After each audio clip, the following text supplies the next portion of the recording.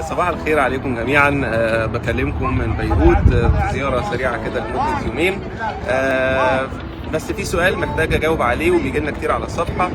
مرضى القرنيه المخروطيه بيبعتوا لنا رسائل: انا عايز اعمل ترقيع قرنيه، انا عايز اعمل حلقات، عايز اعمل تثبيت. لا يا جماعه، الموضوع مش بالسهوله دي. حالات القرنيه المخروطيه هي حالات معقده وبتحتاج كشف دقيق جدا، سواء في العياده سواء في فحوصات معينه بتتم لكل مريض، وكل مريض بنعمل له عمليه كاستم على حسب الحاله بتاعته هو.